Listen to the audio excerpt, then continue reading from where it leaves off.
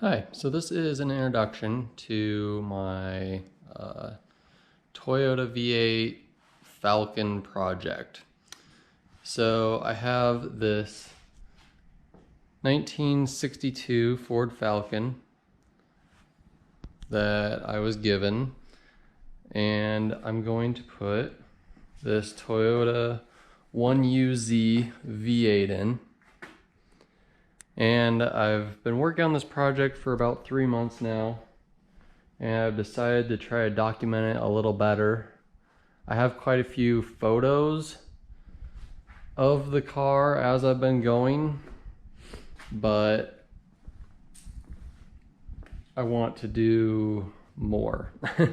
So I have quite a bit done. What I've done so far, I have the rear end is from a 97 Ford Explorer, which you can't really see under there. I should probably get a better light, but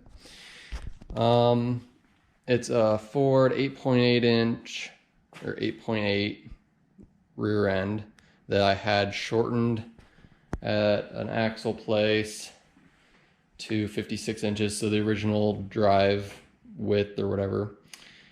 The front end is a Mustang 2 weld-in cross member and suspension. So you can kind of see that. You can see the brand of it there. And then it's got a manual power or a manual steering rack, not a manual power one. Let's see. I had to notch out the firewall a little bit right here for the engine. I had to do all custom steering on it. I cut off the original manual box, steering box on there, and I welded that U-joint onto the end of the shaft, and I put a thrust bearing and stuff on there, and then I made that linkage, but it seems to be working pretty good so far anyway. I had to patch this in up here because this was all rusted through. It was just like a line of rust in that corner there, so it was pretty weak, so I wanted to stiffen that up. So let's see, I welded these plates on the frame rail, stiffened that up, welded these upper spring mounts on. And then I have the lower engine mounts that I welded together there. Let's see, what else have I done to this? The wheels I have are off of a 2002 Mazda Protege that I have that was junked. So I stole those off of that. The inside. So this is the inside. Here's my transmission mount right here. And then these are the engine mounts that mount onto the engine itself.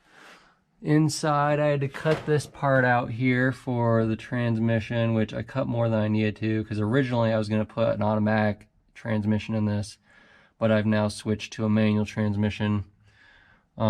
These are the pedals I'm using, and they are out of a 2002 Honda Civic that I have sitting down there. So I've modified these a little bit. I welded this plate on this one, and I've cut these and bent them to line up where I need them underneath the dash over there. And as you can see, the gas pedal is also out of that Civic, and I didn't actually have to modify that at all. It lined up pretty much in the exact spot I needed it to. So that's really all I've done in here. I'm gonna need to patch the floor some because it's pretty rusty. Over here's pretty rusty, so that's all gonna need to be done. The rear end, I got this light so I can show you that a little better. So I took it out and washed it. That's why everything's a little dirty, but I have new leaf springs. These are the factory leaf springs for the car. And then the axle is new, and then has new U-bolts, and the shocks. I actually welded the original bottom mounts onto the new bottom plate there for the U-bolts, so they mount in the factory location. That should be about it with that. So here's what I'm planning on in the trunk. This is the original fuel tank down here, but it's rotted out. So my plan is to put this 10-gallon fuel cell in here and run the lines up off of that. So that should work pretty decent. I have all the fuel lines and everything. It's all AN fittings, and I have an inline fuel pump and filter. So I haven't quite figured out exactly how all that's going to work, but we'll figure that out when we get there. So let's see. To the engine, I have had to get, this is an oil pan off of an SC400 Lexus. So it has more of a mid-mount location on it. The original one was this oil pan. So you can see the oil pan was towards the front, and that was not going to work with the cross member that's in there. And I had to switch the oil filter too. This has more of a front mount oil filter location. So I did this, and then I had to notch the oil pan out here because it was still in the way of the cross member. But that has all worked out pretty good. For the accessory mounts, this is where the original fan mounted on here for the radiator, but I'm not using that. I'm going to use an electric fan. So I got a stretch mount belt for this, so I don't need an idler pulley. So that works out pretty good, makes it nice and simple. This engine I pulled about 2 years ago out of an LS400 Lexus, and I haven't heard it run since.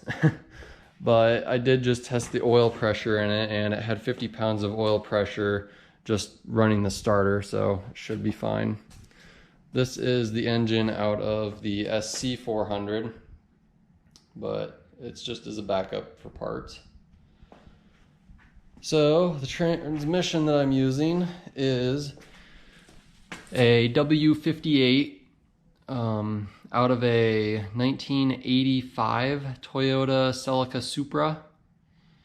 Back then they were called a Celica Supra, so that's the transmission I'm using. I got an adapter plate from, or it was more of like a kit from the Supra store online. Got this adapter plate that converted from the Supra bell housing to the 1UZ bell housing. And then it has a hydraulic throwout bearing, or whatever you want to call it. Yeah, throwout bearing, that's right. Which I still need to modify, because when you mount it where it needs to go, this fitting actually intersected with this bolt. So I'm trying to find another bolt where the head is not as thick as this hex key, or hex head, whatever you want to call it, Allen key bolt. And then I still need to cut the hole in the side of the bell housing to get the lines out. This one's just the bleed, and then this one, or one of the two, is a bleed, and then the other one's that goes to the slave cylinder. So let's see. So the next thing, this is the brake booster, which is just a universal brake booster that I got, and the brake master cylinder is gigantic.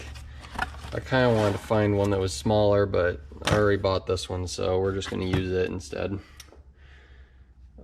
The clutch slave cylinder is actually from that same Honda Civic, the 2002 Honda Civic, and I got it to mount in here really tight. It's very tight quarters in here where it mounts, but it actually mounts right there. and then it has a remote reservoir that I'll mount over here, and the brake booster actually almost completely covers it.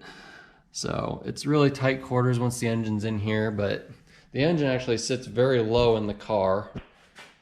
And I'll try to put some pictures in here of the engine in the car, which I'm going to keep making videos of this car from now on.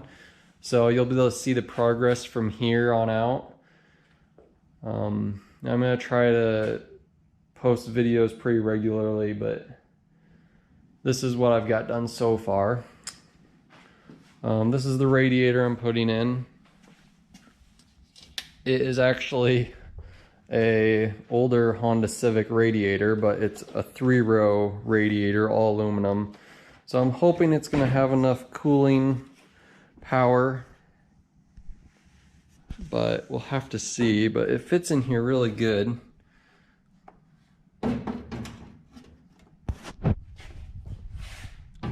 We got plenty of room with it, and then I'm using an electric fan off of that Civic as well.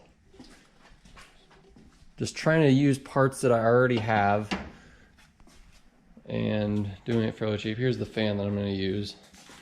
It's just a Civic fan, which I'm going to just cut these tabs off of it, and then I have kind of like some zip tie things that just go through the radiator to hold it on. I haven't worked with any of the wiring yet. I've labeled some of them, ones that I know I'm going to need. Like ignition and ejectors, ignition switch, the starter wire. I know I need a lot of those, but I'm gonna have to, a lot of these wires I don't need. Here's the harness for the transmission, the automatic transmission. I don't need any of those except one. I need one for the neutral start switch, needs positive power. But other than that, that's pretty much where we're at. A little bit of story behind this car.